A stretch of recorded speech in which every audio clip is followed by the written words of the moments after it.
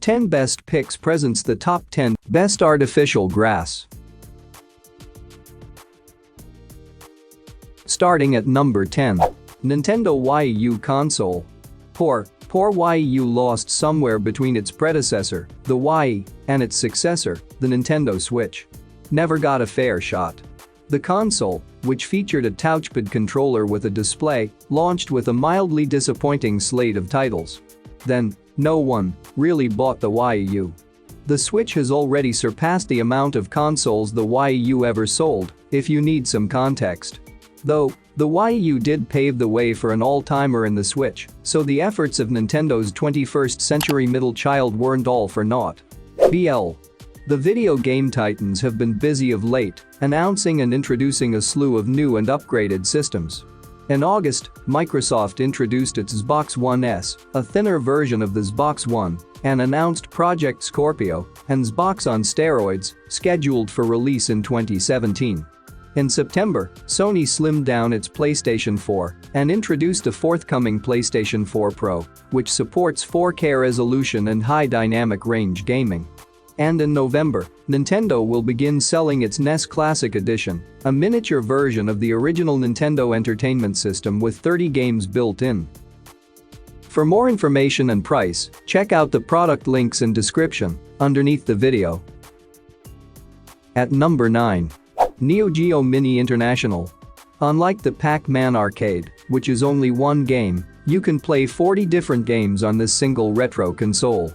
All the awesome sounds and visuals from the past come from the 3.5-inch small screen and speakers. But if you want to include a friend, you can connect pad controllers to the console and plug the Neo Geo via HDMI to a TV for multiplayer action on games like King of Fighters, Fatal Fury and Metal Slug. The Neo Geo fits in the palm of your hand, but there is nothing small about the amount of gameplay packed into this console. The superior input scheme relies on the Neo Geo Mini Pad, an optional $25 controller. SNK sent us 2 Neo Geo Mini Pads to test with the Neo Geo Mini, and after trying both the system's controls and the pads, I can safely say that at least one pad should have been included as a default input method. Number 8 of my list. Nintendo 64 system. Remember spending hours on hours playing your N64 in your parents' den from sunup to sundown? Or did we all not have the same childhood? The Nintendo 64 is a classic to kids that grew up in the late 90s and early 2000s. From those classic Pokémon Stadium games to Zelda continuations, this thing really had massive pertinence in the early development of gamers around the world. In 2021, these babies are hard to come by. If you're unsuccessful in finding one at your local garage sale, from time to time Amazon offers the console through their Amazon Renewed program. Today is the 20th anniversary of the launch of the Nintendo 64 in the United States. I could try to think back and remember what it was like to play the groundbreaking Nintendo console with its 3D graphics and analog stick controller for the first time. But why rely on hazy memories when I could just dig up what I wrote about it at the time? September 29, 1996 was the official launch date of the Nintendo 64 game console in the United States, not to mention Super Mario 64, the first 3D Mario adventure. Coming at number 7. PlayStation Classic.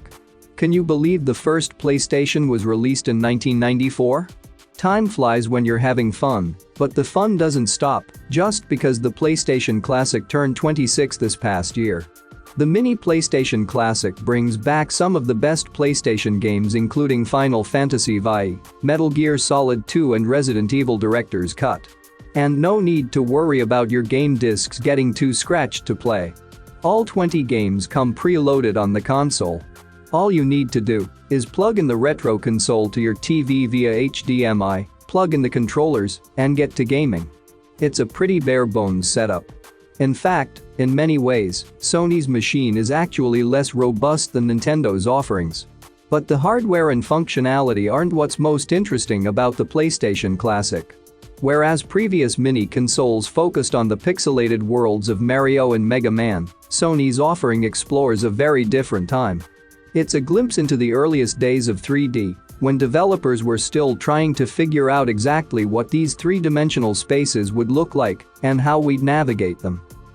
At number 6, Neo Geo Arcade Stick Pro. Few things are more underrated in the gaming world than the Neo Geo.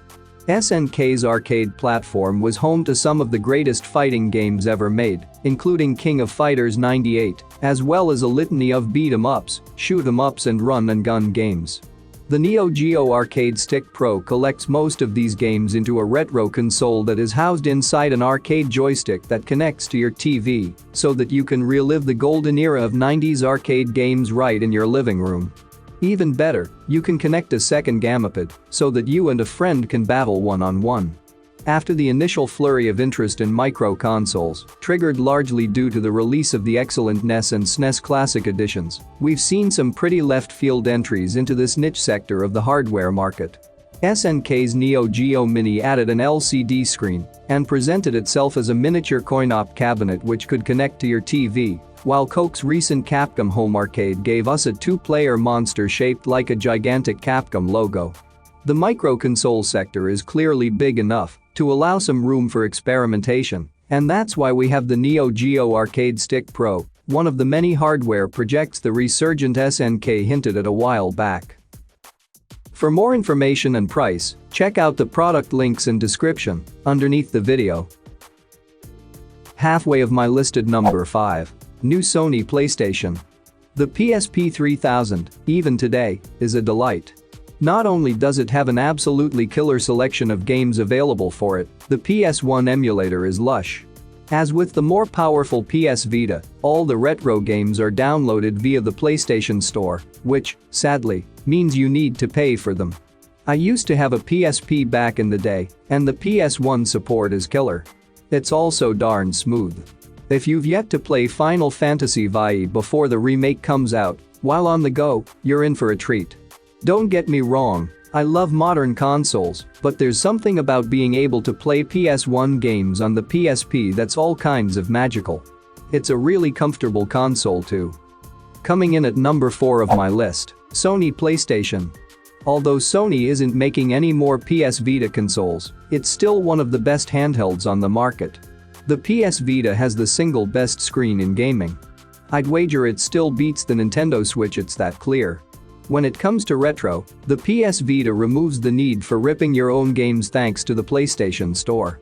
There you'll find paid-for PS1 and PSP games, all of which will run perfectly on the PS Vita.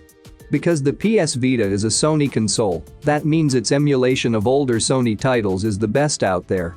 There's no question about it, the PS Vita runs PS1 and PSP games perfectly. At number 3. New Nintendo 2DS XL. Love old Nintendo games? The 3DS is a cave full of 8-bit and 16-bit delights. Super Mario Bros. Pokémon, Zelda, Sonic, the 3DS has all the classics purchasable via the Nintendo eShop.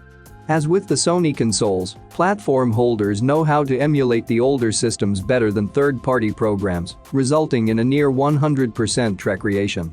I've played through Pokémon Yellow and Pokémon Crystal on the 3DS, and both are exactly as I remember them, Pokémon spawning glitches and all. If you're picking up a 3DS, go straight to the new 3DS XL. The screen is larger, it's got a thumbstick, and it's got more horsepower under the hood. Coming at number 2. My Arcade Pixel. The My Arcade Pixel player is pure style, capturing the 8-bit era effortlessly. That chunky design is sure to look killer next to modern consoles. As far as emulation goes, it's a bit of a mixed bag. Some games feature screen tearing, some don't. For a lot of people, that'll be a straight-up deal breaker, understandably so. It's a shame, because the Pixel player is a really cool-looking console with a decent screen and a low-ish price. But given the plethora cheaper handhelds can run NES games much better, the Pixel player is easy to pass on. And number 1. Handheld game. While some would label this a cheap knockoff, don't. Some of the best emulator consoles out there are knockoffs. The Gulski X16 handheld is a fine product, so long as you're aware of what you're buying. First off, this console can smoothly handle 8-bit and 16-bit games. There is support for other consoles, but I've not heard any stories of anyone getting those working. In short, if it's retro you're after, this handheld will do that job without too many issues. Just don't expect support for DS or Dreamcast games anytime soon. Where this thing rocks is in the design. It's sleek and has all the buttons you need for the perfect retro experience. For more information and price, check out the product links in description underneath the video. Thank you for watching this video. Please subscribe my channel, share this video and hit the like button.